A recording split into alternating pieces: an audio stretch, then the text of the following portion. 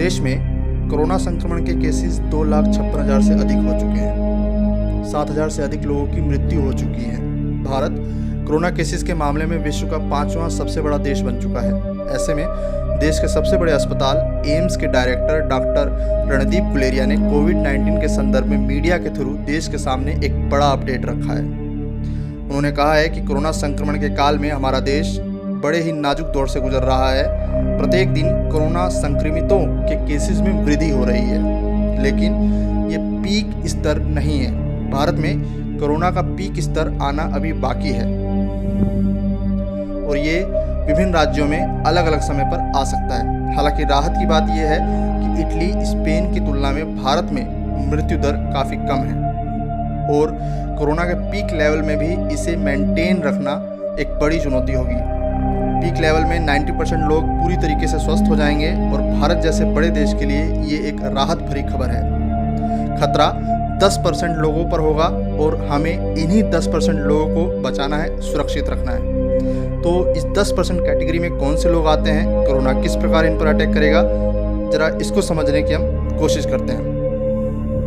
दरअसल जिस 10% कैटेगरी की बात हो रही है उसमें वो सभी लोग आते हैं जिनके शरीर की रोग प्रतिरोधक क्षमता, रक्षक प्रणाली, इम्यून सिस्टम कमज़ोर है। इसमें हमारे आदरणीय बुजुर्ग, वृद्ध लोग, छोटे बच्चे, प्रेग्नेंट महिलाएं, ऐसे लोग जिनको किसी भी प्रकार की शारीरिक व्याधि जैसे कि मोटापा, asthma, high blood pressure, diabetes या फिर किसी अन्य प्रकार की कोई बीमारी है, वो सभी लोग इस कैटेगरी में आ जाते हैं। इन सभी लोगों की इम्यून सिस्टम, रोग प्रतिरोधक क्षमता तुलनात्मक रूप से कमज़ोर होता है।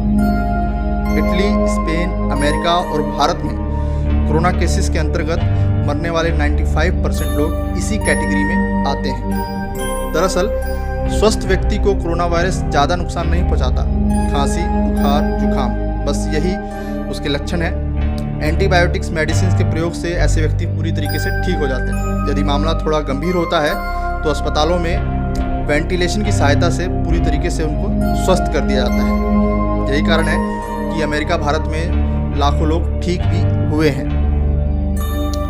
समस्या उत्पन्न होती है ऐसे व्यक्तियों के केसेस में जिनको हाई ब्लड प्रेशर है, मोटापा है, डायबिटीज़ है या फिर कोई अन्य शारीरिक बीमारी है पहले से। कोरोना वायरस जो है इन्हीं व्याधियों पर अटैक करता है और इन व्याधियों को तेजी के साथ आगे बढ़ा देता है, जिससे हमारे शरीर की जो रक्षक प्रणाली है उसको 2 स्तरों पर लड़ना पड़ता है। पहला, इन व्याधियों से होने वाले नुकसान के साथ, और दूसरा कोरोना वायरस से जो व्यक्ति के गले को जाम कर देता है और गले को जाम करने के साथ साथ फेफड़े को भी संक्रमित कर देता है। व्यक्ति बार बार गले को पकड़कर संकेत देता है कि उसे सांस नहीं आ रही है, जबकि वो सांस खींच रहा होता है लेकिन लंग्स तक ऑक्सीजन नहीं पहुंचती है।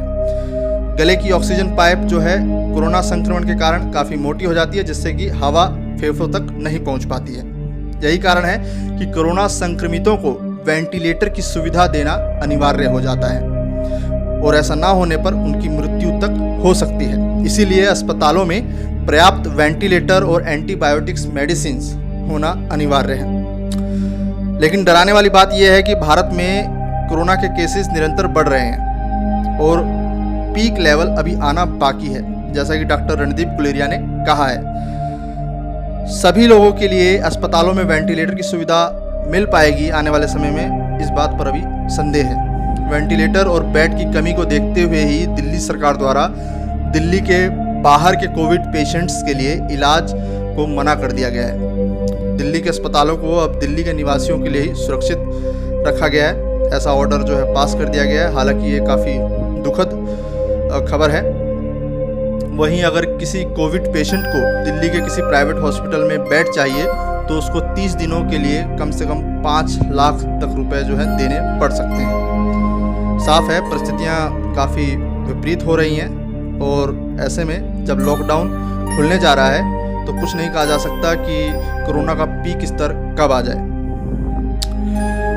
आप सुरक्षित रहें और अपने आसपास इस 10% कैटेगरी के लोगों को सुरक्षित रखें, उनका बचाव करें, यही आपसे विनती है।